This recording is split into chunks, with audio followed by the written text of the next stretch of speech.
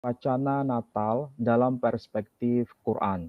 Jadi dokumen tafsir yang tertua, artinya dokumen tafsir yang paling awal ditulis dan sampai kepada kita, itu adalah dengan bahasa sederhana, Quran ketika diturunkan tidak lahir dalam ruang hampa, dalam tanda kutip. Apakah benar bahwa surah Al-Ikhlas itu tidak ada kaitannya dengan teologi iman Kristiani? Itu pertanyaan yang perlu dijawab pada malam. Coba untuk sejajarkan ya antara Al-Quran berbahasa Italia yang saya punya dengan Al-Quran berbahasa Yunani. Tafsir ini menjadi semacam tafsir primadona karena dianggap sebagai tafsir yang menguntungkan pihak Kristiani. Jadi itu konsistensi dalam Quran. Tapi ada bedanya. Kalau bahasa kita, ini sama-sama mukjizat. Dua-duanya mukjizat. Dua-duanya ini aneh. Jadi Yahya itu disebut zakah. Zakah itu artinya suci. Jadi sejak awal Yahya atau Yohanes itu suci. Bayi yang amat suci. Isa Al-Masih juga disebut sebagai bayi yang suci. Nah, masalahnya begini. Jadi firman Tuhan di sini menggunakan istilah rema kurio. Jadi logos itu sinonim dengan rema. Anehnya ya, istilah milta di situ itu sejajar seperti Yohanes pasal 1 ayat 1.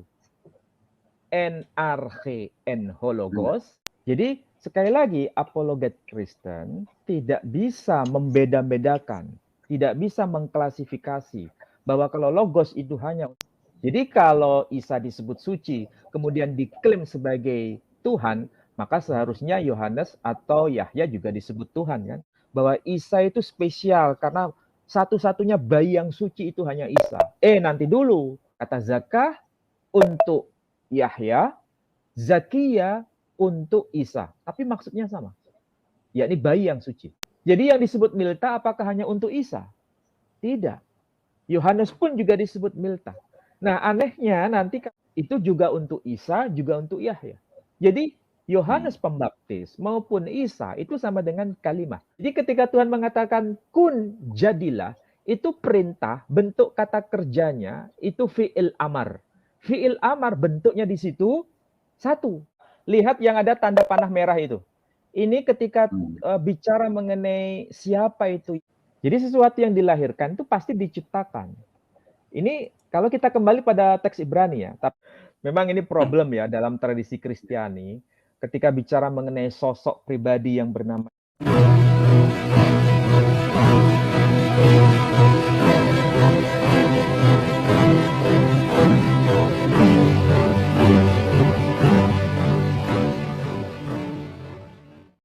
Assalamualaikum warahmatullahi wabarakatuh. Innal hamda wa syukrulillah nahmaduhu wa nasta'inu wa nastaghfiruh wa na'udzu billahi min syururi anfusina wa min sayyiati a'malina may yahdihillahu fala mudhillalah wa may yudlil fala hadiyalah.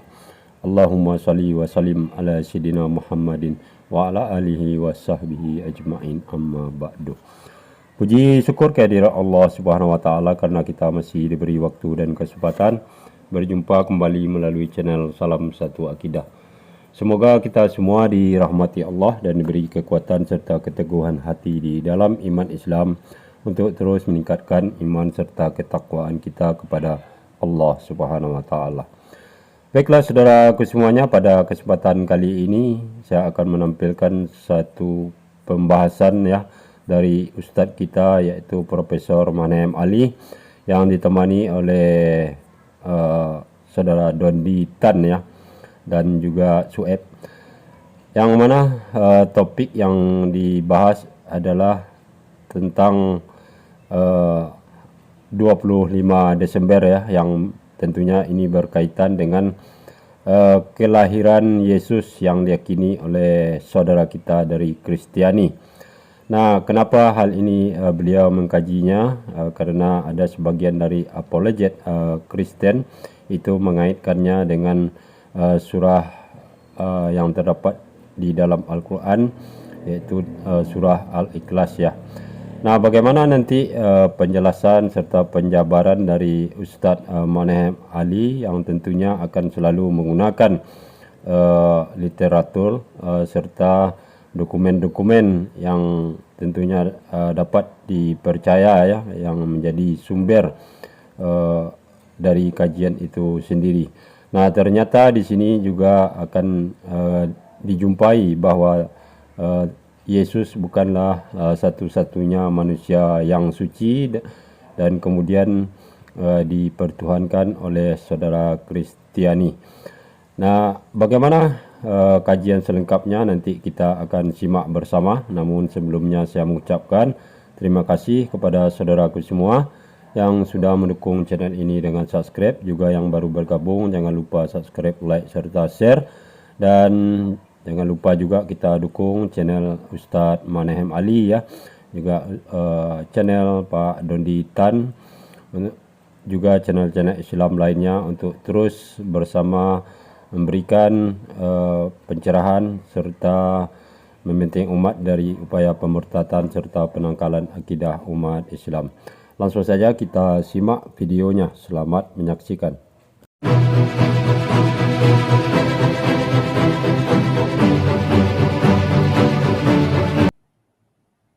Ya, baik. Terima kasih Pak Dondi. Assalamualaikum warahmatullahi wabarakatuh. Waalaikumsalam Terima kasih warahmatullahi wabarakatuh. kita bisa bertemu lagi pada malam hari ini meskipun tidak biasanya karena hari Kamis besok kita sudah persiapan untuk acara yang ada di pesantren yang kita bina. Baik, pada malam hari ini kita akan mencoba memahami wacana Natal dalam perspektif Quran. Dan kalau sudah bicara mengenai wacana Natal, menurut perspektif Quran khususnya, tentu saja kita dihadapkan pada fenomena bukti-bukti tekstual sebagaimana yang termaktub di dalam ayat-ayat Quran itu sendiri dan bagaimana pemahaman generasi awal mengenai ayat-ayat tersebut. Terutama kalau kita bicara mengenai tafsir tertua yang kita kenal dan saya kira juga dikenal di kalangan non-muslim, yakni kitab tafsir Muqatil Ibn Sulaiman. Kebetulan saya sempat baca kitab tafsir Muqatil Ibn Sulaiman yang saya punya, ini kitabnya, dan saya kira para hadirin juga pernah mengakses kitab ini. Ini adalah kitab tafsir Muqatil Ibn Sulaiman, dan beliau wafat itu tahun 150 Hijriah. Jadi dokumen tafsir yang tertua, artinya dokumen tafsir yang paling awal ditulis dan sampai kepada kita, itu adalah tafsir Muqatil Ibn Sulaiman. Baru kemudian muncul 150 tahun kemudian, tafsir At-Tabari yang juga sangat terkenal di antara tradisi Islam itu sendiri. Nah, persoalannya begini, kebanyakan kitab tafsir Muqatil Ibn Sulaiman ini menjadi semacam sumber utama dalam rangka untuk menjelaskan iman Kristiani dan kebanyakan dikutip oleh para apologet Kristen untuk membenarkan keyakinan Kristiani. Kebanyakan itu yang saya tahu. Untuk itulah saya mencoba untuk membedah sekaligus menarasikan bagaimana dan apa yang dapat kita baca dari tafsir Muqatil Ibn Sulaiman itu. Yang kedua, tentu saja harapannya ada saling kesepahaman. Meskipun kita ada perbedaan antara pandangan Muslim dengan non-Muslim. Itulah sebabnya kita kaji pada malam hari ini. Baik, PPT yang sudah saya persiapkan tolong bisa di-share kepada halayak, Pak Dondi. Jadi malam ini kita akan mencoba membahas secara ringkas Natal dalam perspektif kitab tafsir Quran tertua. Kalau bicara tadi soal tafsir kitab Quran, tafsir yang tertua itu menjadi primadona di kalangan non-muslim. Sekali lagi ini penting untuk dikaji. Silakan pada slide berikutnya. Nah, sebelum saya mencoba membahas mengenai kitab tafsir Muqatil Ibnu Sulaiman, kita merujuk pada dokumen saudara kita kaum Kristiani. Bagaimana penjelasan mengenai persoalan hari istimewa yang disebut sebagai hari Natal dan apa kaitannya dengan apa yang disebut sebagai kredo itu sendiri. Jadi kredo atau nama lengkapnya atau istilah lengkapnya dengan sebutan syahadat iman rasuli itu dibaca kebanyakan dalam tradisi Latin dalam bahasa Latin atau dalam tradisi gereja ortodok Yunani dibaca dalam bahasa Yunani atau dalam tradisi gereja ortodok Syria dibaca dalam bahasa Syro-Aramaik atau kalau memang kebanyakan juga di Timur Tengah dibaca dalam versi bahasa Arab. Dan di Indonesia kebanyakan dalam tradisi Katolik dibaca dalam bahasa Indonesia. Nah, ini kebetulan saya ambil dari versi kekristenan Katolik. Tentu saja dalam bahasa Latin dan ada terjemahan bahasa Indonesia. Ini yang disebut sebagai credo, ya. Sebetulnya ada beberapa pernyataan credo itu, tapi saya akan coba baca yang ringkas. Poin yang kedua, yang pertama kita bisa baca di situ, aku percaya akan satu Allah, Bapa yang Maha Kuasa, pencipta langit dan bumi, dan segala sesuatu yang kelihatan dan tak kelihatan. Ini kalau bahasa Indonesianya. Kalau bahasa Latinnya berbunyi credo in unum Deum, patrem omnipotentem, factorem caeli et terra, visibilium omnium et invisibilium.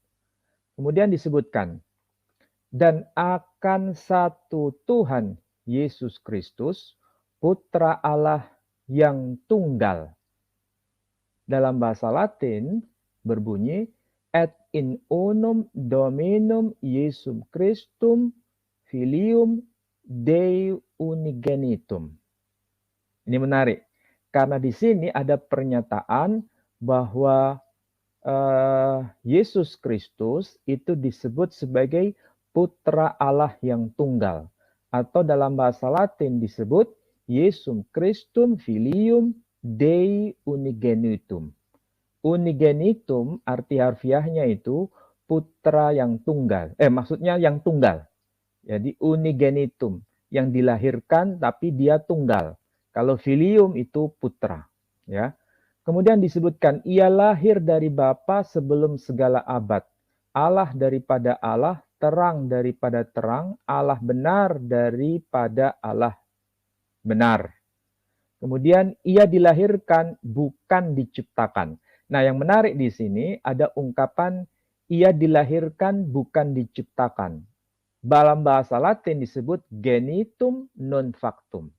Jadi yang pertama disebut unigenitum, artinya yang tunggal. Sementara pada credo berikutnya disebutkan genitum non factum. Dilahirkan tapi tidak diciptakan. Ini adalah bahasa teologis ya. Atau mungkin bahasa sekulernya disebut bahasa diplomatis. Apa bedanya antara dilahirkan tapi tidak diciptakan? Apakah memang frase seperti ini dikenal dalam tradisi Ibrani ataukah tidak? Tapi paling tidak dengan credo seperti ini ada penegasan. Yesus Kristus itu sebagai putra Allah dan dia disebut yang tunggal, unigenitum.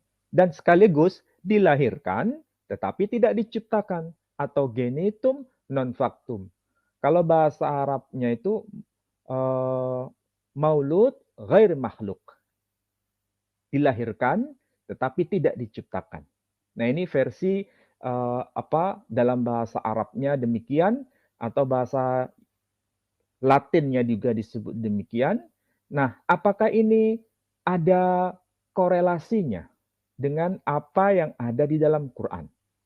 Bagaimana Al-Quran itu ketika diturunkan sebagai wahyu Tuhan, itu merespon apa yang terkait pada zamannya. Kita sebagai seorang muslim tentu saja paham bahwa ketika Quran diturunkan sebagai wahyu atau sebagai teks, itu tidak turun, tidak tanzil, tidak muncul begitu saja tanpa ada sesuatu. Dengan bahasa sederhana, Quran ketika diturunkan tidak lahir dalam ruang hampa, dalam tanda kutip. Jadi pasti ada sesuatu.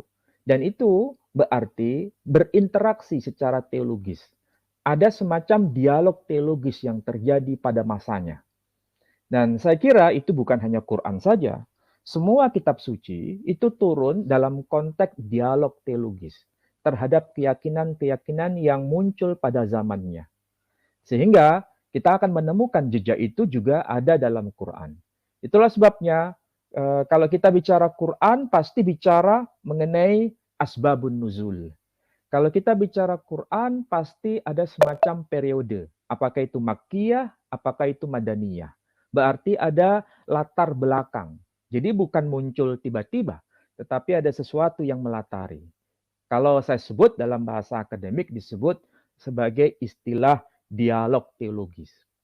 Nah, oke, kita lanjut. Apakah ada respon dari Quran mengenai kredo seperti ini? Nah, ini merupakan penjelasan bahwa ketika Quran itu turun tidak dalam konteks ruang hampa. Kita tahu kredo yang tadi sempat saya kutipkan dan pada slide ini juga sebagian saya tunjukkan, itu muncul pada era pra-Islam. Artinya sebelum Nabi Muhammad SAW dilahirkan tahun 571, agama Kristiani sudah menjadi agama negara. Jadi agama Kristiani bukan menjadi agama komunitas, tapi agama Kristiani menjadi agama negara, bahkan bukan sekedar agama negara, tapi menjadi agama imperium pada masanya. Nah, ketika Quran diturunkan, memiliki semacam respon atas apa yang muncul di tengah-tengah komunitas yang beragam dalam konteks lintas agama itu. Nah, di dalam agama Islam sendiri, ketika kita berpatokan pada Quran, tentu saja itu juga ada penerjemahan dalam bahasa-bahasa lain. Salah satunya ditulis dalam bahasa Italia, ada ditulis dalam bahasa Latin. Tapi ini saya suguhkan dalam bahasa Italia. Dan kita harus tahu bahasa Italia dengan bahasa Latin itu sebetulnya masih satu mata rantai. Ibaratnya kalau bahasa Latin itu sama dengan bahasa Melayu, sedangkan bahasa Indonesia itu sama dengan bahasa Italia. Ada kesamaan, ada kedekatan. Nah, apa yang ditulis dalam Al-Quran ketika bicara mengenai ayat yang termaktub pada surah Al-Ikhlas, itu ayat yang sangat kita kenal dan sering kita baca. Lam yalid walam yulad. Lam yalid walam yulad. Ternyata dalam bahasa Italia disebutkan non ha generato non è stato generato.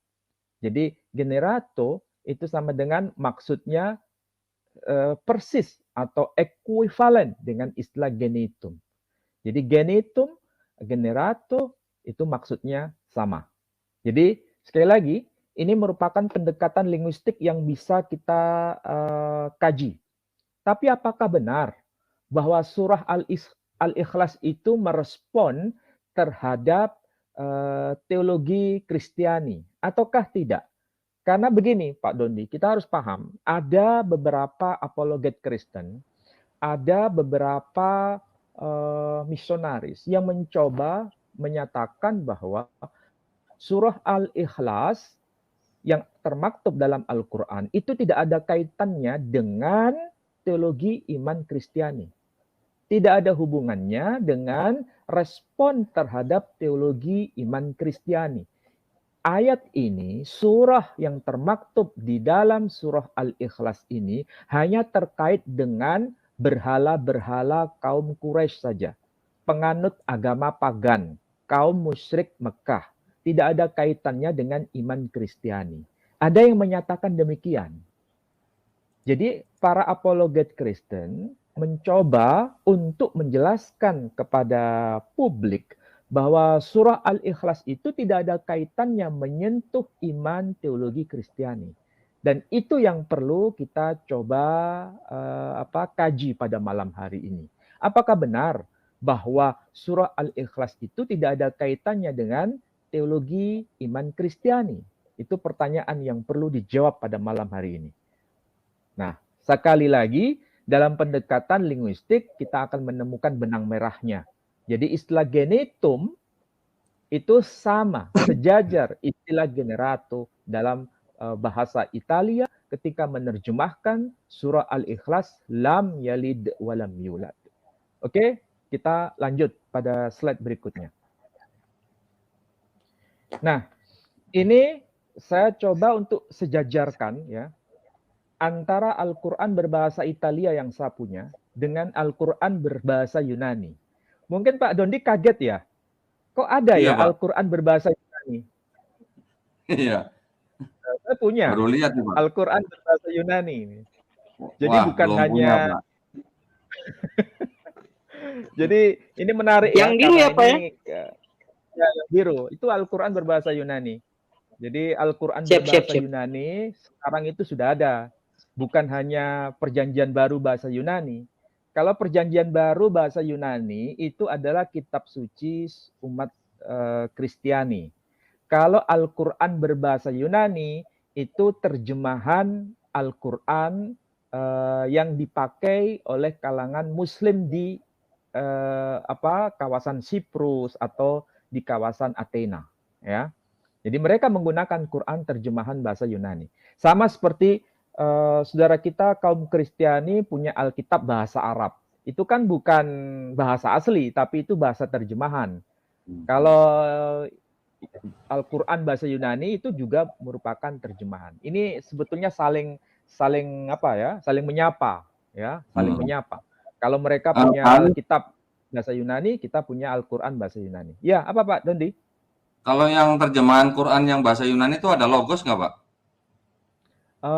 Sebetulnya ada, tapi kita nggak bahas ke sana ya. Kita nggak bahas ke sana. Kita hanya bahas soal kata kunci yang dipakai mengenai kata yalid dan yulat. Karena di sini muncul, coba perhatikan itu kalau Pak Dondi bisa baca teks Yunaninya, pada angka ketiga, ayat yang ketiga maksudnya, itu kan disebutkan lam yalid walam yulat.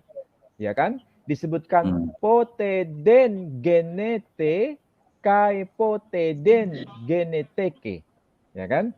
Disebut genete. Genete. Itu artinya sama seperti yang kita pahami, dilahirkan, melahirkan.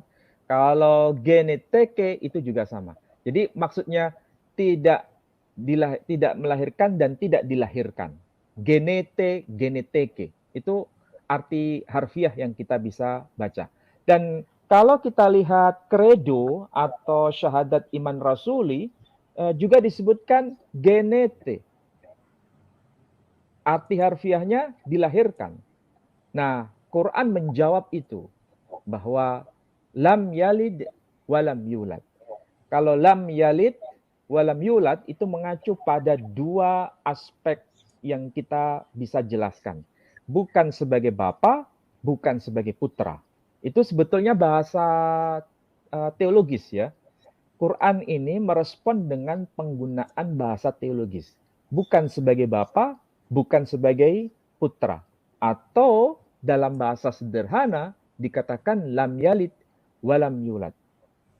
Tidak beranak dan tidak diperanakkan. Itu sebenarnya bahasa teologis, bahasa diplomatis. Jadi kalau kita memahami Quran tuh sebetulnya ada semacam link, ada mata rantai terhadap respon teologi yang muncul pada eranya. Memang tidak disebutkan penggunaan istilah bapa, al-ab, tidak menggunakan istilah al-ibn pada ayat ini. Cukup dengan menggunakan ungkapan lam yalid walam yulad, itu konteksnya bukan sebagai bapa, bukan sebagai putra. Ini apa yang termaktub dalam Quran seperti ini. Nah, sekali lagi, ini bukan merespon teologi dari kalangan musyrikin, teologi dari kalangan pagan Mekah. Tapi ini juga bicara mengenai teologi ahlul kitab. Nah, nanti kita akan coba bagaimana Muqatil Ibn Sulaiman menjelaskan itu. Apalagi kita sedang membuka dokumen tafsir kitab tertua. Oke? Nah, sekarang kita coba lanjut pada slide berikutnya. Nah, ini yang tadi saya tunjukkan. Tafsir ini menjadi semacam tafsir primadona karena dianggap sebagai tafsir yang menguntungkan pihak Kristiani. Terutama misalnya di sini ada penjelasan siapa itu yang dikorbankan oleh Ibrahim itu bernama Ishak. Di sini ada. Nah, karena disebutkan bahwa yang dikorbankan itu bernama Ishak dalam tafsir Muqatil Ibn Sulaiman, maka ini dianggap tafsir yang sangat begitu menguntungkan teologi Kristiani. Nah, kalau misalnya itu konsisten, kita akan coba membedah bagaimana pernyataan Muqatil Ibn Sulaiman berkaitan dengan persoalan yang sedang kita bahas pada malam hari ini, yakni berkaitan dengan Natal. Bagaimana pandangan beliau? Itu kalau mau konsisten ya. Kalau tetap menggunakan tafsir Muqatil Ibn Sulaiman sebagai bukti bahwa itu merupakan dokumen tertua dalam tradisi Islam. Ya, kita lanjut Pak Dondi. Nah, kita akan menemukan jejak apa yang dinyatakan oleh Muqatil Ibn Sulaiman. Ya, beliau berbicara mengenai pembahasan surah ini, yakni surah Al-Ikhlas, terutama bicara mengenai frase lam yalid walam yulad. Nah, apa yang dikatakan dalam tafsir Muqatil Ibn Sulaiman? Jadi ketika bicara lam yalid walam yulad pada baris keberapa ini? 1, 2, 3, 4. Ya. Jadi orang-orang musyrik Arab, qalu, mereka semua berkata, al-malaikatu banatur rahman. Wa qalatil yahud Uzair ibnullah. Wa qalatin nasara al-masih ibnullah. Jadi, apa yang dikatakan oleh Muqatil Ibn Sulaiman itu menjelaskan bukan hanya pada konsep teologi agama tertentu saja, tetapi ada juga perimbangan terhadap konsep teologi agama-agama lain. Terutama di sini bicara mengenai orang-orang musyrik seperti apa pemahamannya, dan orang-orang Nasara pada masa itu seperti apa pemahamannya. Bahkan disebutkan di sini, qalu, orang-orang musyrik itu berkata, orang-orang musyrik penyembah berhala di kota Mekah mengatakan al-malaikah banatur rahman. Para malaikat itu sebagai putri-putri Ar-Rahman, putri-putri Tuhan yang Maha Pemurah. Artinya begini, apakah ada pemahaman bahwa orang-orang musyrik Mekah waktu itu memahami Tuhan secara fisik itu melahirkan putri-putri perempuan yang disapa dengan istilah malaikat? Tidak. Jadi mereka itu, orang-orang musyrik tidak punya pemahaman memperanakkan secara biologis.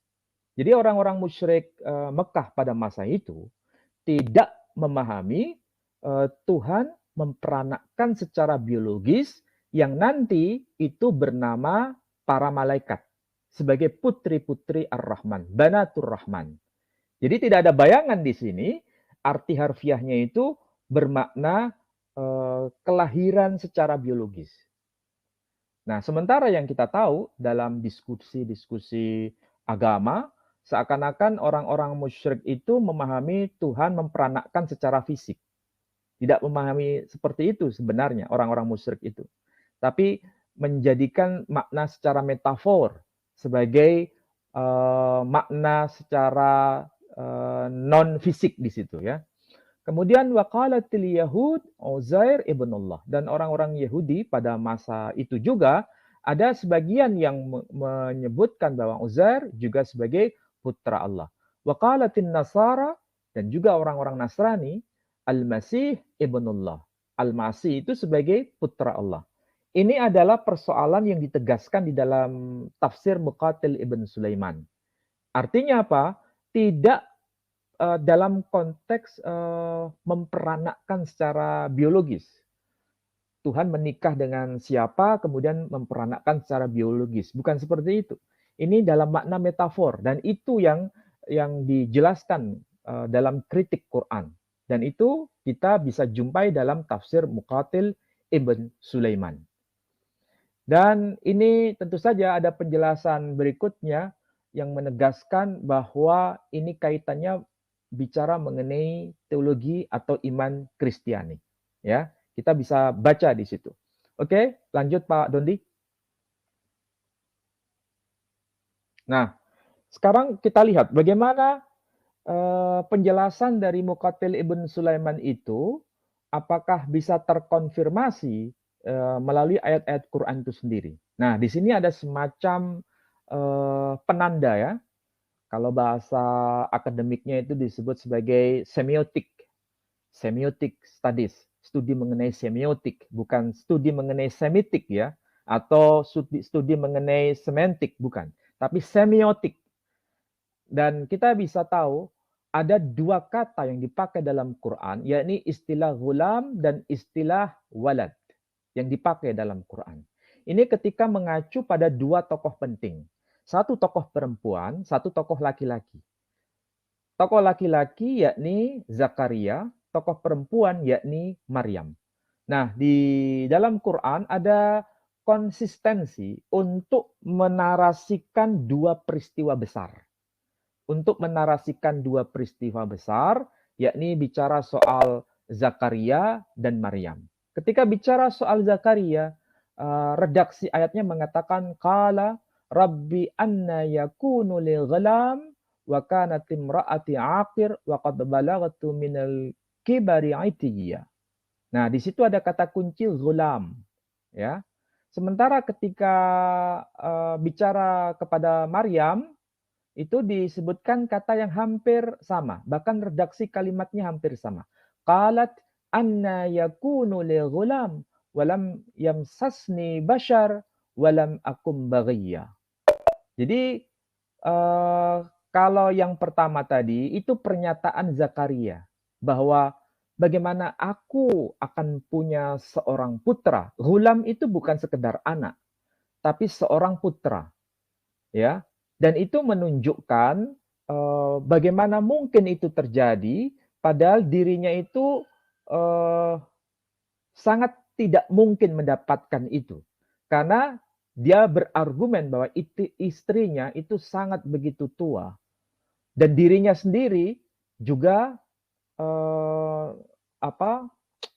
usianya juga sangat begitu sepuh. Kalau bahasa Jawanya sepuh disebutkan begitu. Jadi istrinya mandul, istrinya sudah menopause, sementara dirinya juga sangat tua. Dan tidak mungkin bisa punya ghulam. Jadi itu bicara soal anak laki-laki. Jadi sebelum istrinya Zakaria itu mengandung, Zakaria sudah tahu bahwa nanti anaknya itu adalah anak laki-laki. Karena menggunakan redaksi kata ghulam. Sementara kepada Maryam juga begitu. Qalat anni yakunu li ghulam walam yamsafni bashar. Bagaimana mungkin aku akan punya seorang anak laki-laki padahal aku tidak pernah disentuh oleh seorang laki-laki manapun. Juga menggunakan ungkapan ghulam. Jadi ringkasnya dua redaksi ini menyimpulkan sebelum Zakaria punya anak, dia sudah tahu bahwa anak yang akan lahir itu anak laki-laki. Sebelum Maryam punya anak, mengandung anak, seorang bayi, dia sudah tahu bahwa bayi yang dikandung itu anak laki-laki. Jadi itu konsistensi dalam Quran. Tapi ada bedanya. Kalau Zakaria dan istrinya itu sangat tidak mungkin punya anak karena pertama, dirinya sudah sangat tua, sementara istrinya itu mandul dan menopause. Jadi secara manusiawi sangat tidak mungkin punya anak. Tetapi itulah apa yang terjadi dijelaskan dalam Quran. Nah, sementara Maryam itu gadis otomatis sangat muda, sementara dia tidak punya hubungan perkawinan dengan laki-laki manapun. Itu menurut Quran ya. Jadi ini sebetulnya ada dua peristiwa besar yang sama-sama berkaitan dengan sesuatu yang istimewa. Kalau bahasa kita, ini sama-sama mukjizat. Dua-duanya mukjizat. Dua-duanya ini aneh dan menggambarkan dengan ungkapan yang sama. Dan kemudian pada ayat yang lain dalam surah Ali Imran juga disebutkan, qala rabbi anna yakunu li ghulam wa qad balaghanil kibaru wa imraati aqir. Kemudian ketika Maryam di sini termaktub dalam Ali Imran, kata-kata yang dipakai juga hampir redaksinya sama. Nah, di sini ada semacam konsistensi ya. Bagaimana dua orang ini, yakni Zakaria dan Maryam, itu akan mengalami peristiwa luar biasa yang akan melahirkan anak yang juga luar biasa. Di mana itu? Nanti ada penjelasan. Oke, lanjut sekarang Pak Dondi.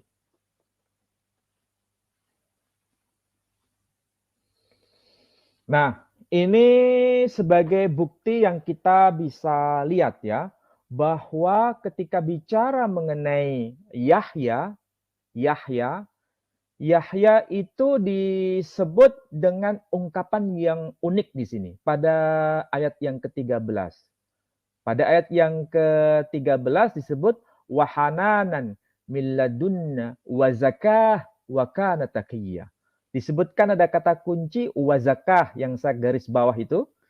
Angka 19 itu maksudnya surah ke-19 ayat 13. Jadi Yahya itu disebut zakah. Zakah itu artinya suci. Jadi sejak awal Yahya atau Yohanes itu suci. Bayi yang amat suci. Jadi ini menegaskan bahwa Yahya itu bayi yang suci dalam konteks Quran. Itu sama seperti saudara misannya, yakni Isa Al-Masih. Isa Al-Masih juga disebut sebagai bayi yang suci. Nah, masalahnya begini, kalau di dalam Quran, Nabi Isa disebut sebagai bayi yang suci, Zakiyah, dalam Quran disebut kata seperti itu, Zakiyah. Itu maksudnya sama dengan Yahya juga disebut sebagai zakah, karena diambil dari kata yang sama. Jadi kalau seandainya ada klaim bahwa hanya Nabi Isa yang disebut sebagai manusia yang suci, sebenarnya tidak. Menurut perspektif Quran, kalau seandainya Isa disebut manusia yang suci, bayi yang suci, Yahya juga disebut bayi yang suci. Apakah itu menegaskan bahwa Yahya itu bukan sekedar manusia biasa? Tidak. Bukan itu maksudnya. Ini sekali lagi menegaskan bahwa apa yang dikabarkan malaikat kepada Zakaria, apa yang dikabarkan malaikat kepada Maryam menggunakan redaksi yang sama. Bahwa keduanya tidak tahu bahwa anak yang dikandung itu nanti memang benar-benar diinformasikan sebagai anak laki-laki dan melalui proses yang tidak lazim. Nah, sementara anak yang dikandung tadi itu memiliki kualitas sebagai zakah dan memiliki kualitas sebagai zakiyah yang arti harfiahnya suci, bayi yang suci. Untuk Yahya dan untuk juga Isa Al-Masih. Ini konsistensi Quran ya. Oke, kita lanjut sekarang. Slide berikutnya Pak Dondi. Nah, ini kita bisa lihat dalam Genesis pasal 15 ayat 1. Saya minta tolong bisa dibacakan versi teks masoretnya ya. Kitab Kejadian pasal 15 ayat 1. Untuk Mas Yeter Haji Ismaili, tolong bisa dibacakan. Kitab Kejadian pasal 15 ayat 1 ya. 15. Ya. Siap. Ayat 1. Kejadian 15 ayat 1 berbunyi 15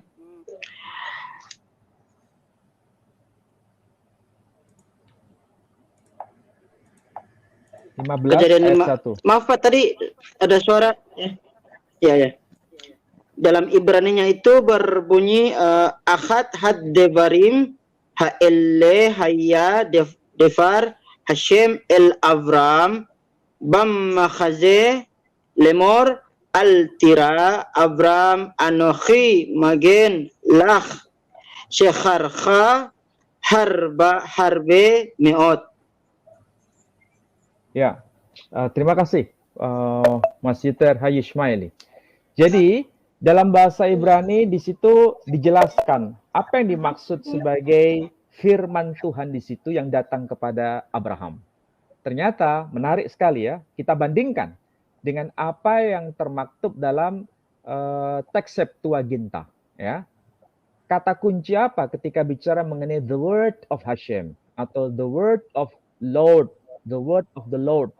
Jadi firman Tuhan di situ apa yang muncul? Ternyata ya, di situ menggunakan istilah rema kurio. Jadi metadata disebutkan remata tauta egenete rema kurio. Jadi firman Tuhan di sini menggunakan istilah rema kurio. Rema. Jadi menggunakan istilah rema. Jadi firman Tuhan, jadi itu bukan berupa catatan atau tulisan, tapi memang firman Tuhan bukan sebagai tulisan. Ya. Pernyataan Tuhan, firman Tuhan, bukan tulisan ya.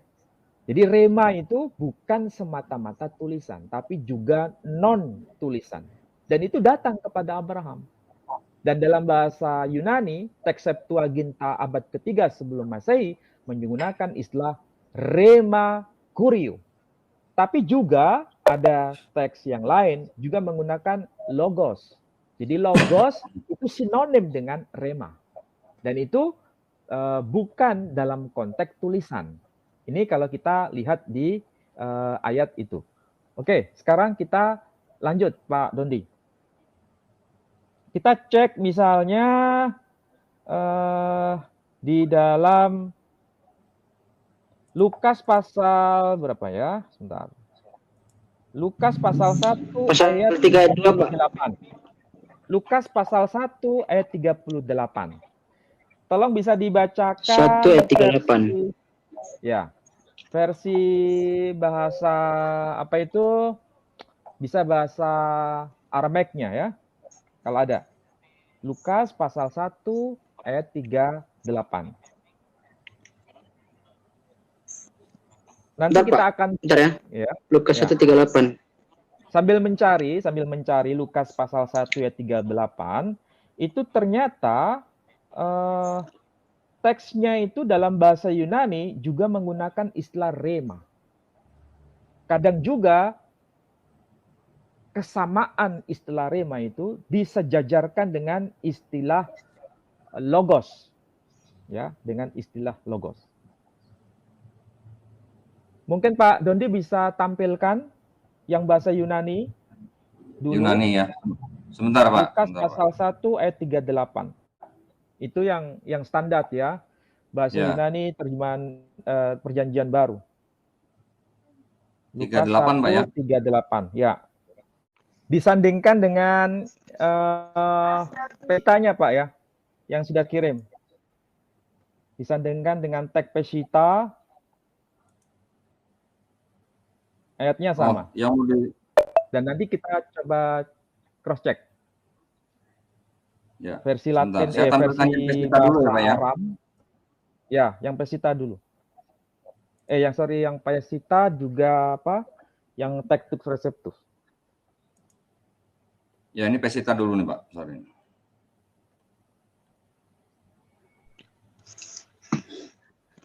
Nah, saya perbesar ya. Saya bacakan dulu ya. 38. Siap. Di situ dikatakan Omro Maryam ho eno amte demorio nehwe li aich meltoch wezal malakho men lewotoh. Ya, terima kasih. Di situ disebutkan kata melto. Melto itu menarik ya, karena kalau dalam bahasa Aramaik, dalam teks Pesita, itu tidak muncul kata amar. Bahasa Aramaik tidak memunculkan kata amar. Kalau istilah amar itu dipakai di dalam Targum. dalam Targum versi Yahudi sering menggunakan istilah amar. Sementara kalau dalam Peshitta menggunakan istilah milta. Berarti ini apakah sesuatu yang berbeda? Apakah sesuatu yang sama? Itu menjadi perdebatan yang sampai sekarang belum selesai. Tapi minimal kita bisa tahu dalam teks Yunaninya itu disamakan dengan rema. Nah, coba Pak Dodi, coba tolong jelaskan apakah benar bahwa pada ayat 38 itu istilah rema itu diartikan sama dengan firman. Coba. Ya. Epen de Mariam idohe dole kiro keno itu moy kata to rema. Rema di situ sebentar, Pak. Nah, ini saya konfirmasi, Pak. Sebentar, Pak, nih. Firman tadi, Pak, ya, yang di itu ya. Ya. Di sini kalau rema ini menjadi perkataan, Pak, bukan firman. Ya.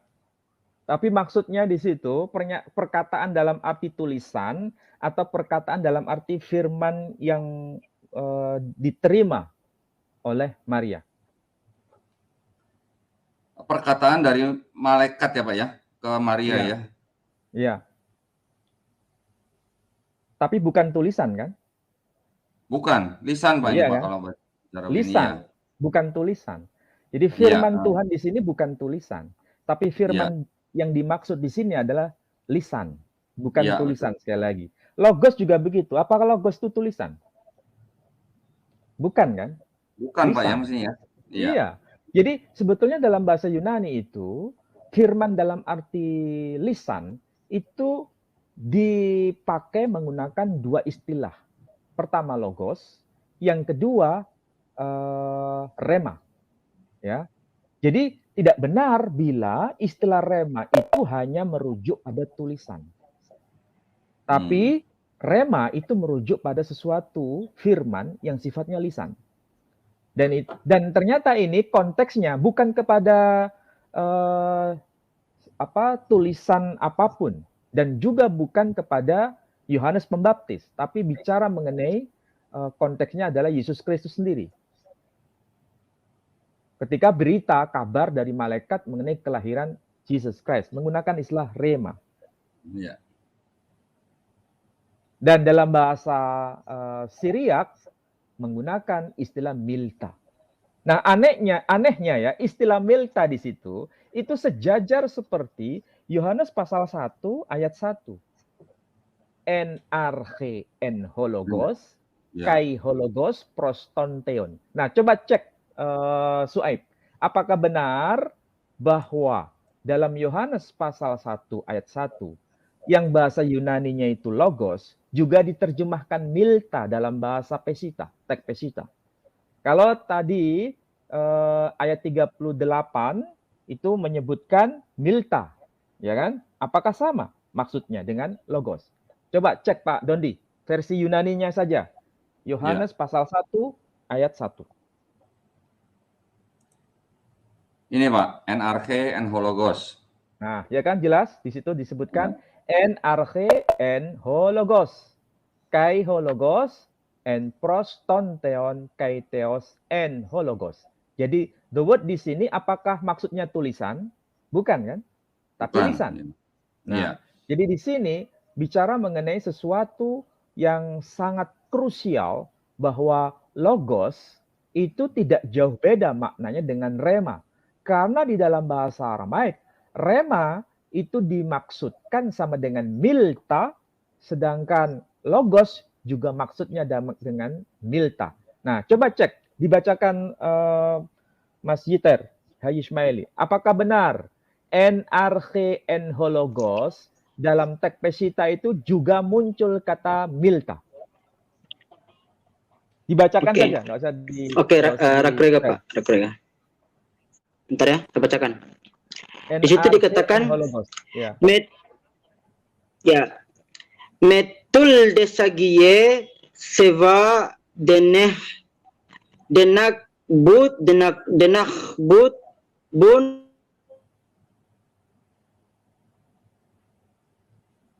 rone aile dakhana mefushin khana behun. Coba diulangi lagi, tadi terputus. Yohanes 1 ayat 1 ya. Ya. Ya. Yohanes 1:1 di situ dikatakan metul desagie sevau denek tevun tashayoto desu arone aile dakhanan mefushin khana behun. Di situ dimaksudkan apa? Mengenai firman di situ. Di sini dia lebih menekankan pada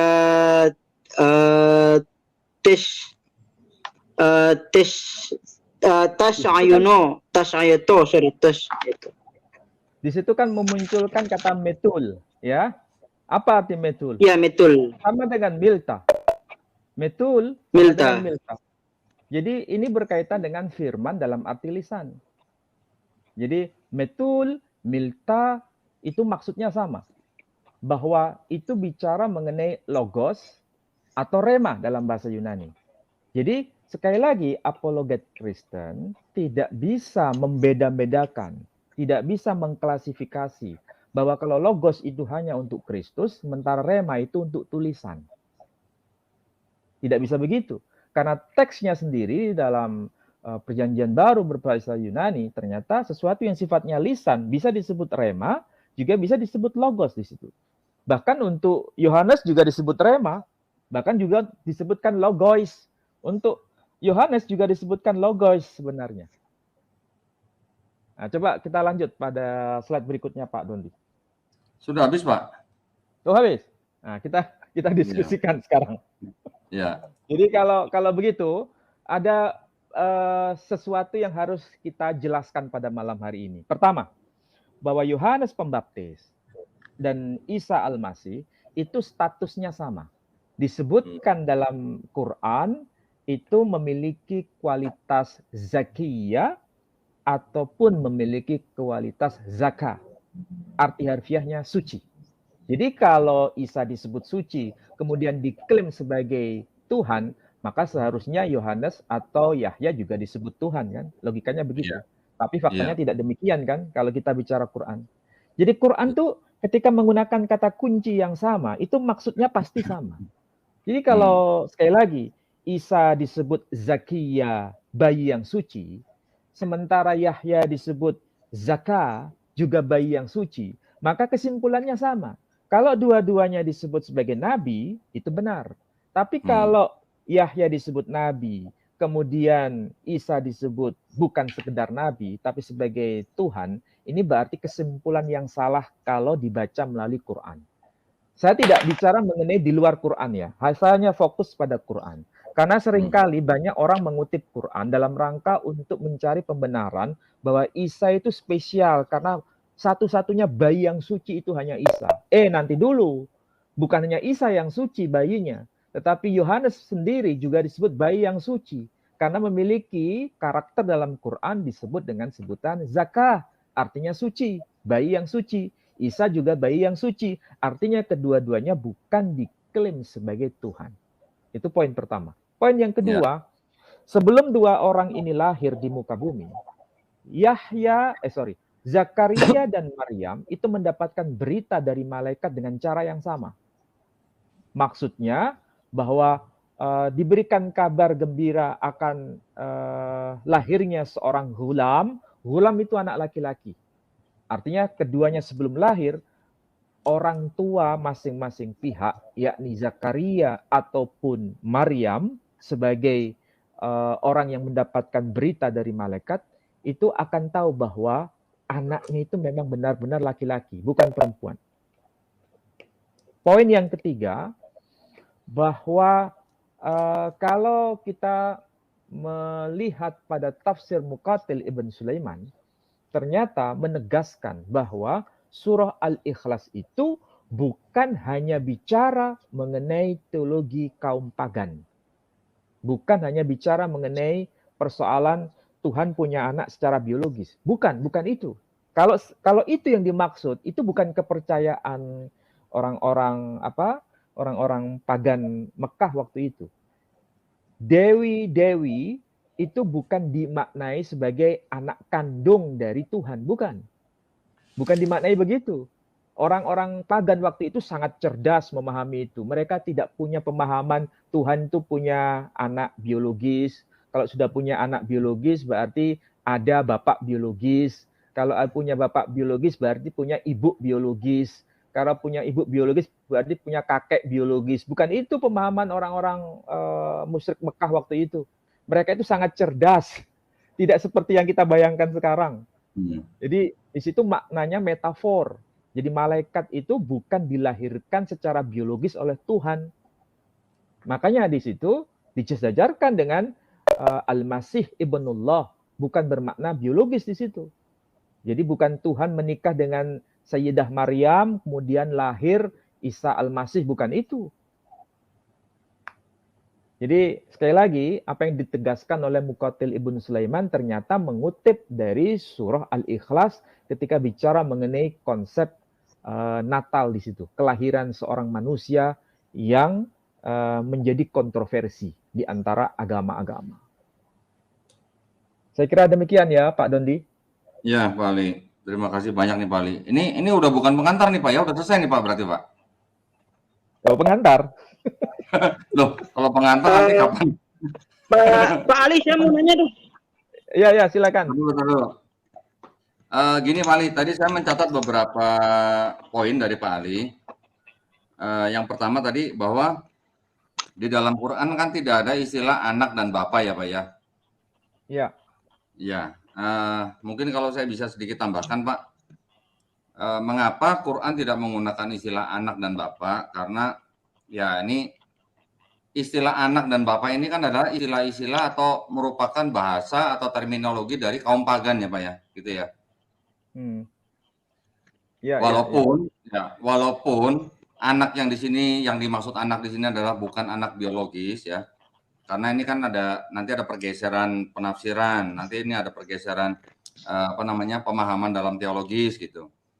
Namun dari semenjak zaman paganisme Yunani kuno, istilah-istilah anak, bapak itu kan memang sudah terbiasa Pak. Jadi kalau menurut saya di dalam Quran tegas sekali menyebutkan bahwa utusan Allah ya utusan Allah gitu Pak. Tidak ada yang namanya istilah utusan Allah kemudian juga sekaligus menjadi anak Allah gitu sekalian. Tidak ada istilah-istilah seperti itu. Nah, saya rasa itu adalah kemurnian daripada tauhid Pak di dalam Islam ya kalau menurut saya Pak ya. Itu pertama Pak. Yang kedua, tadi Bapak mengatakan mengenai perbandingan antara Nabi Isa alaihissalam dan juga Nabi Yahya alaihissalam Pak ya. Tadi kan Pak Ali mengatakan sama-sama dikatakan suci begitu Pak ya. Makanya kenapa logos hanya untuk Isa dan dinaikkan menjadi sehakikat atau setara dengan Tuhan. Di lain pihak, di dalam Quran juga disebutkan Nabi Isa alaihissalam dan juga Nabi Musa alaihissalam juga sama-sama disebut dengan wajihan, gitu kan Pak? Ya. Yang disebut dengan Nabi Isa terkemuka di dunia dan akhirat salah seorang ya Pak ya, padahal ya bukan satu-satunya padahal ya. Kalau dicermati terjemahannya begitu ya. Begitu juga dengan Nabi Isa, walaupun di dalam surat Al-Ahzab 69 itu mungkin disebutkan bahwa terjemahannya mungkin sebagai terhormat, bukan terkemuka. Tetapi kata dalam bahasa Arabnya kan sama-sama wajihan, Pak, gitu ya. Jadi ini hanyalah masalah pemilihan kata dari penerjemahan yang mana arti atau teks aslinya sendiri adalah sama, yaitu wajihan. Nah, itu juga mungkin merupakan kasus yang sama, Pak ya, dengan tadi yang Pak Ali sebutkan antara Isa dan Yahya alaihissalam gitu Pak ya. Iya. Jadi kalau kita studi Quran dalam arti secara kebahasaan itu memang memberikan pesan yang sangat in-depth bahwa istilah-istilah kalau itu diterapkan pada sosok-sosok tertentu, kemudian itu dipahami dalam konteks teologis, pasti akan menimbulkan perbincangan yang sangat luar biasa, apalagi dalam konteks lintas agama. Karena begini, Quran datang sekali lagi, sebagaimana yang tadi saya kutipkan, pada pernyataan saya di awal, Quran tidak pernah lahir dalam ruang hampa. Tetapi di situ menyapa ataupun dalam bahasa Islam meluruskan apa yang sudah muncul pada masanya. Itulah sebabnya ketika bicara Yahya, ketika bicara Isa, menggunakan kata yang sama, yakni zakah dan zakiyah. Itu hanya persoalan diksi, yang tentu saja itu menarik untuk didiskusikan. Apa bedanya zakah dan zakiyah? Sama maksudnya. Hanya bentuk ikatan kata yang menyusun frase itu yang memang berbeda. Tetapi akar katanya sama. Kata zakah untuk Yahya, zakiyah untuk Isa. Tapi maksudnya sama. Yakni bayi yang suci. Itu poin yang sangat jelas. Nah, Pak Dondit tadi juga menyebutkan bahwa di dalam Quran, ketika Isa disebut wajihan, sementara Musa juga disebut wajihan. Yang arti harfiahnya itu yang amat terhormat, amat mulia, amat terkemuka. Jadi yang terkemuka itu bukan satu-satunya, tapi salah satu di antaranya. Itu kan. Itu konteks Quran sangat jelas. Kemudian kalau kita bicara dari tradisi bahasa Yunani, baik itu Septuaginta, perjanjian lama berbahasa Yunani, ataupun perjanjian baru berbahasa Yunani, konsistensi penggunaan rema itu ternyata juga muncul. Ketika Tuhan ngomong atau bicara kepada Abraham, itu menggunakan rema kurio, firman Tuhan, datang kepada Abraham. Jadi rema di situ bukan dalam makna tulisan, tapi dalam makna secara lisan, firman Tuhan dalam makna lisan. Nah, ketika malaikat Tuhan bicara kepada Maryam, juga menggunakan istilah rema di situ. Dan juga sekaligus menggunakan istilah logos kepada Yahya. Jadi malaikat bicara kepada Zakaria tentang kelahiran Yahya, juga menggunakan istilah logos juga. Sama seperti penggunaan istilah logos kepada Isa. Jadi ada konsistensi di sana. Nah, apalagi kalau kita rujuk pada teks Peshitta berbahasa Aramaik, itu sangat jelas dan sangat-sangat jelas. Ternyata istilah rema itu diterjemahkan milta. Sementara istilah logos juga maksudnya sama dengan milta. Jadi milta untuk Isa dan milta untuk Yahya itu sama. Artinya firman.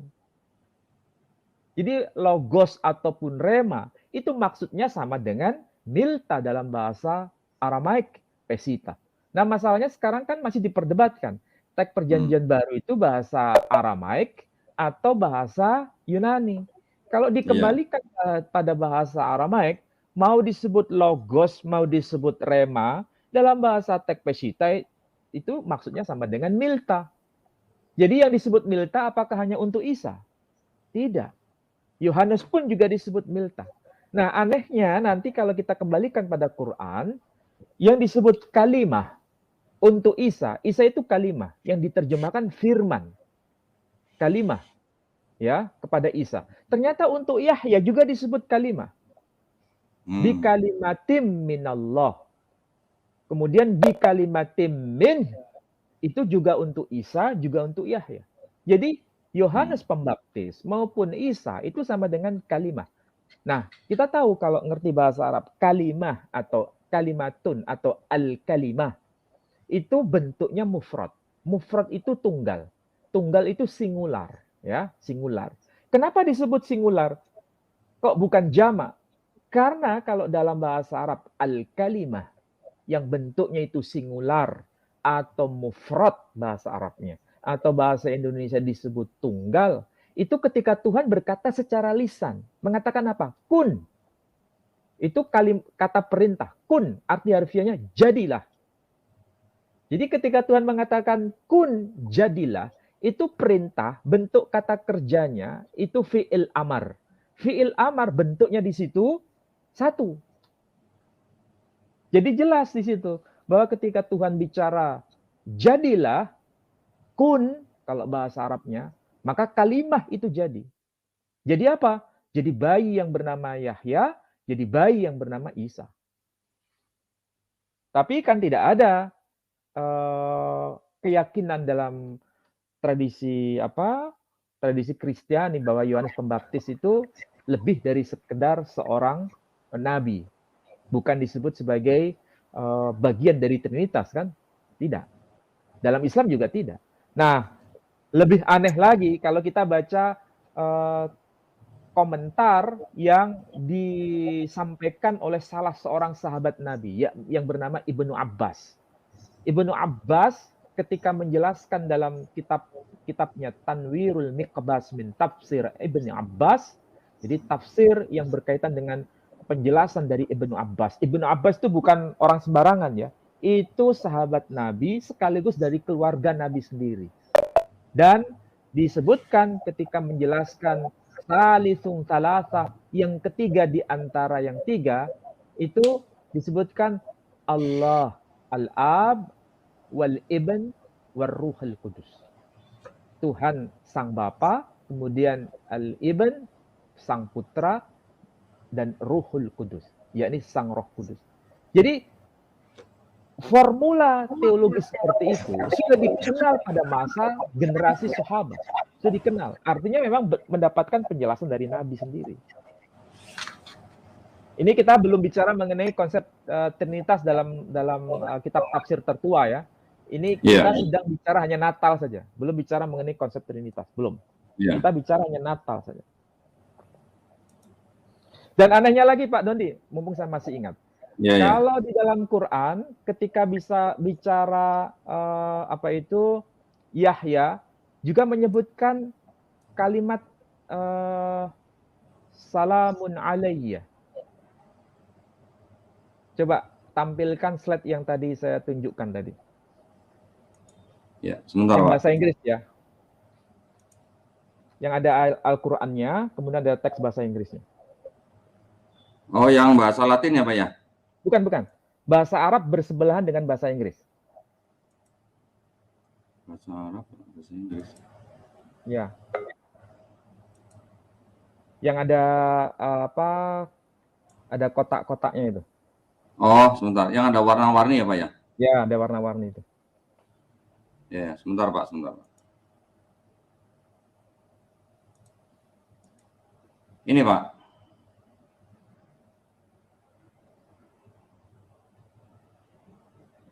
Satunya lagi itu.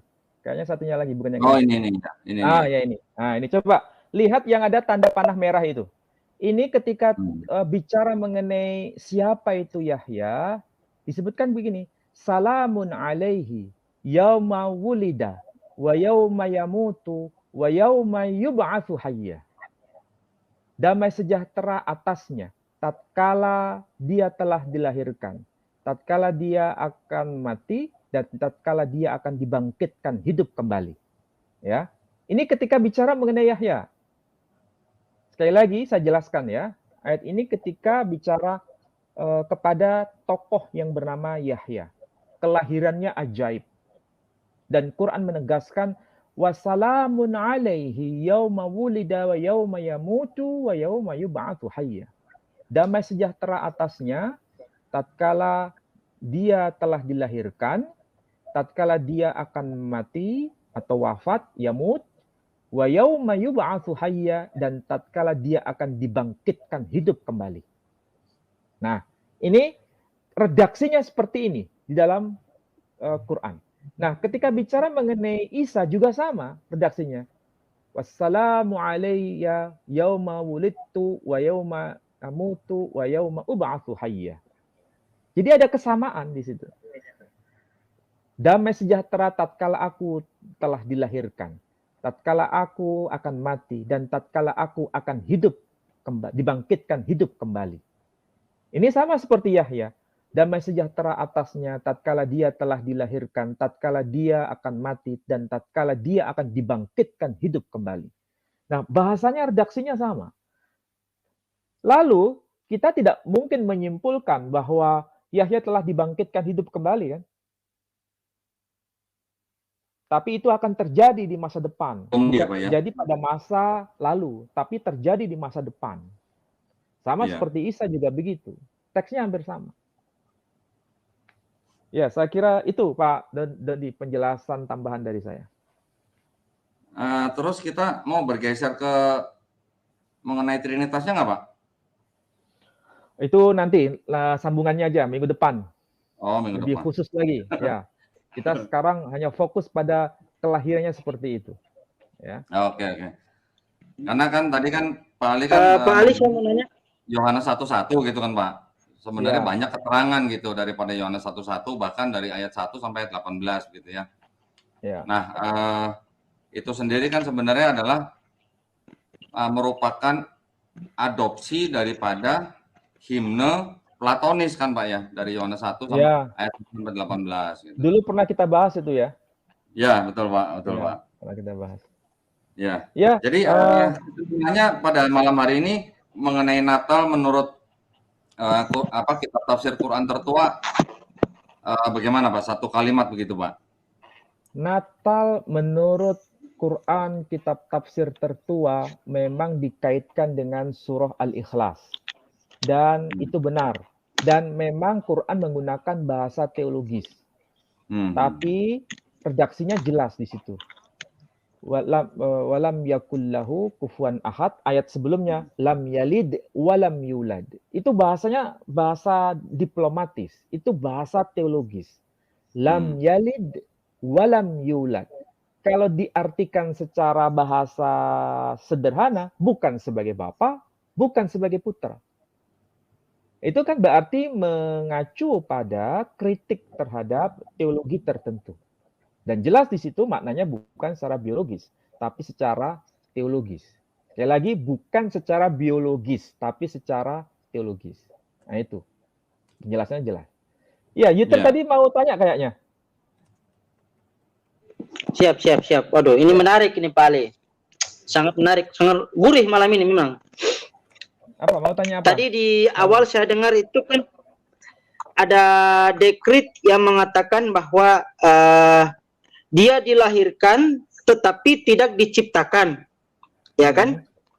Nah, seingat saya yang pernah saya pelajari dalam ilmu kebahasan Ibrani itu sendiri mengatakan bahwa pada proses penciptaan dalam kebahasan itu terdapat 3 kata, yaitu bara, asa, dan kana.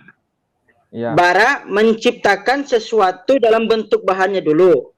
Yang kedua, asa, barang sudah ada tinggal diproses. Yang ketiga, kana, barang sudah jadi tinggal dikeluarkan. Nah, ketiga fase ini disingkat menjadi satu, yaitu yeladot, kalau nggak salah kan? Ya, nah, betul. Itu saya pernah di sini, ya benar. Pada Lukas pasal yang kedua ayat ke-11, di situ kan dikatakan, Hayom nolad lachem Moshi'a bi'ir David hu hamasyah adon. Nah, di sini ada kata nolad, hayom nolad, pada hari ini, ya kan? Telah dilahirkan. Berarti kalau kita pahami secara kebahasaan dalam Lukas pasal kedua ayat ke-11 tanpa tafsir ya, cuman secara kebahasaan, berarti pada munculnya kata nolad ini berarti sudah termasuk melalui 3 fase tadi, 3 kata tadi kan? Dan sedangkan kalau kita ya dalam keyahudian sendiri memahami bahwa yang namanya kelahiran pasti ciptaan. Dan logikanya nggak mungkin orang menyembah ciptaan, atau gimana Pak? Yang Lukas 2:11 ini. Ya, kita kembalikan pada teks Ibraninya. Bisa lihat pada Sefer Bereshit pasal yang keempat ayat yang kedua. Tolong dicek Pak Dondi, Ibraninya. Sefer Bereshit pasal yang keempat ayat yang kedua, seingat saya. Tolong dicek. Bereshit 4 ayat kedua. Kalau bukan 24 atau 42. Coba cek. Bereshit 4 ayat kedua ya. Rakrega. Kalau 4 ayat 2 ini mengenai Kain dan Habil nih Pak. Itu yang 24. 42. 4 ayat 2. Berarti yang 24. Pasal 2 ayat 4 berarti. 24. Bereshit pasal 2 ayat ke-4. Ya, ini sebentar. Saya tampilkan, Pak. Ya.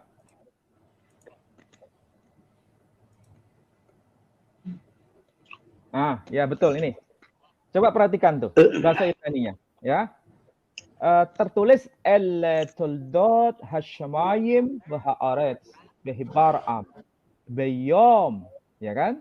Beyom asyad Adonai Elohim eret wa-hasyamayim. Jadi eret wa-hasyamayim disebutkan sangat jelas di situ. Ada dua kata kunci, yakni kata toldot dan kata asyad. Kalau asyad dari kata asya.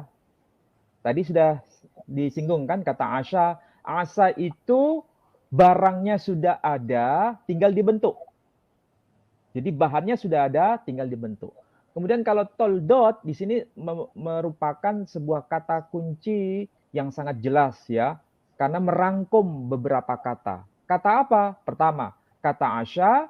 Dan yang kedua ini ada kata-kata behibar'am. Behibar'am. Urutan kata yang keberapa? 1, 2, 3, 4, 5. Urutan kata yang kelima. Ya, behibar'am. Behibar'am itu dari kata bara. Bara itu dari sesuatu yang tidak ada menjadi ada. Jadi jelas di sini, kalau toldot itu arti harfiahnya sama dengan kelahiran. Toldot itu artinya the birth. Jadi inilah kelahiran langit dan bumi tatkala diciptakan. Itu arti harfiahnya. Jadi di sini ada beberapa kata kunci. 1 toldot, 2 bara, kemudian asya. Kalau karena di sini nggak muncul. Tapi yang jelas kelihatan di sini ada semacam mata rantai. Setelah kata bara baru kemudian asya. Rangkaian kata bara dan asya itu membentuk satu makna yang sangat kompleks, kemudian cukup menggunakan satu kata toldot, kelahiran. Jadi itu sangat jelas dalam penggunaan bahasa Ibrani. Dan ini konteksnya, sesuatu yang dilahirkan itu pasti diciptakan. Jadi sesuatu yang dilahirkan itu pasti diciptakan. Ini kalau kita kembali pada teks Ibrani ya, tapi kalau kita kembalikan pada teologi Kristiani, sesuatu yang dilahirkan bukan tidak diciptakan. Nah, ini khusus untuk keyakinan Kristiani memang agak berbeda. Saya tidak tahu apakah ini memang terpengaruh tradisi Yunani atau sesuatu yang memperbarui teologi Yahudi. Tapi yang jelas kalau kita rujuk pada teologi Yahudi, sebenarnya kalau sesuatu itu dilahirkan, itu maksudnya diciptakan. Tapi kalau tradisi Kristiani, dilahirkan tapi tidak diciptakan. Nah, ini kan bahasa teologi khas tradisi Helenis sebetulnya. Iya. Kalau menurut Siap. Santo Gregory Nisa, Pak, di abad keempat, dia mengatakan bahwa itu semacam kayak asimilasi, Pak, antara konsep monoteis dari Yudaisme dengan konsep paganisme dari Yunani. Jadi ada semacam kayak sinkretisme gitu, Pak, dijadikan satu gitu. Ada pertukaran konsesi begitu, Pak. Ya, jadi bisa dikatakan ya itu adalah percampuran begitu ya, daripada monoteisme Yudaisme dan juga politeisme Yunani kuno begitu, Pak. Makanya ini kan problem ya. Menurut Santo Gregory Nisa di abad keempat ya, Pak ya. Iya. Memang ini problem ya dalam tradisi Kristiani. Ketika bicara mengenai sosok pribadi yang bernama Yesus Kristus, itu sampai hari ini, sekali lagi, sampai hari ini masih menjadi perdebatan yang tanpa ujung. Ada tiga kelompok besar yang sampai hari ini masih eksis. Satu, kelompok Unitarian. Ya. Mengakui bahwa Yesus Kristus dilahirkan, tapi bukan sebagai bagian dari Trinitas. Ya. Sementara kelompok Trinitarian mengatakan bahwa Yesus itu bagian dari Trinitas. Jadi kelahirannya itu memang kelahiran kekal, tetapi bukan diciptakan, tapi tetap dilahirkan. Sekali lagi, bukan diciptakan. Ini yang Trinitarian.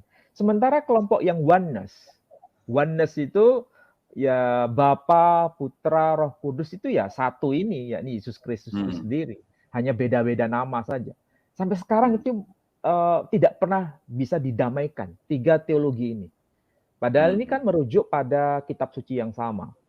Dan itu saya kira bukan urusan kita sebagai seorang Muslim ya. Ini urusan dari saudara kita kaum Kristiani untuk perbincangan mengenai teologis ini sampai sekarang memang belum selesai.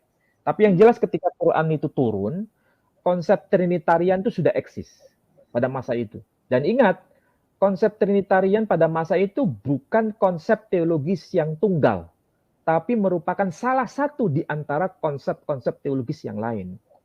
Jadi tidak benar kalau itu merupakan konsep teologis yang tunggal, tapi salah satu di antara banyaknya konsep teologis yang ada. Nah, Quran mencoba untuk menyapa berbagai wacana konsep teologis yang muncul pada masanya, termasuk konsep teologi Trinitas itu. Makanya bahasa yang dipakai Quran sederhana, lam yalid walam yulad. Ya. Ya, betul Pak Ali. Sangat-sangat sederhana dan simpel dan tegas ya Pak ya. Iya, memang betul. Ya. Sangat sederhana, tegas, dan singkat, sebagaimana yang dinyatakan oleh Muqatil Ibn Sulaiman yang mengkompilasi pemaknaan ayat-ayat Quran dari surah Al-Ikhlas, dan ini generasi yang paling tua penyusun kitab tafsir dalam tradisi Islam. Jadi kalau begitu, kalau menggunakan kitab tafsir Muqatil Ibn Sulaiman sebagai senjata untuk menghantam Islam, justru sekarang berbalik kembali. Justru Muqatil Ibn Sulaiman menegaskan bahwa surah Al-Ikhlas itu bicara mengenai kritik terhadap konsep Trinitas di situ. Nah, demikianlah saudaraku semuanya bagaimana kajian lengkap yang sudah disampaikan Ustadz kita Profesor Mahanem Ali ya terkait Yesus yang menjadi objek di sini. Dan ada dua kesimpulan yang dapat kita ambil dari penjelasan beliau. Yang pertama adalah tidak ada sangkut pautnya ya antara kelahiran Yesus yang diyakini oleh umat Kristiani 25 Desember dengan surat Al-Ikhlas yang terdapat di dalam Al-Quran. Kemudian juga mengenai bahwa selama ini Yesus yang dianggap suci, manusia paling suci, dan kemudian dianggap Tuhan oleh saudara-saudara kita Kristiani, dan itu pun terbantahkan ya, dan ternyata berdasarkan dokumen yang sudah dipaparkan oleh Ustadz Mahanem Ali, ternyata bukanlah Yesus saja satu-satunya manusia yang suci ya, melainkan ada juga Yohanes yang terdapat di dalam Bible itu sendiri. Nah, demikianlah saudaraku semuanya, mudah-mudahan kajian yang disampaikan oleh Ustadz Mahanem Ali bisa menambah wawasan kita semuanya ya, dan tentunya ini akan semakin memperkuat keimanan kita di dalam Islam, dan juga bisa membentengi umat dari upaya pemurtatan. Dan kita harapkan kajian beliau ini bisa menggugah hati dan pikiran saudara-saudara kita yang belum bisa menerima suatu kebenaran yang langsung datang dari Allah Subhanahu wa taala melalui agama Islam yang diridhoinya. Terima kasih atas perhatiannya. Akhir kalam, assalamualaikum warahmatullahi wabarakatuh.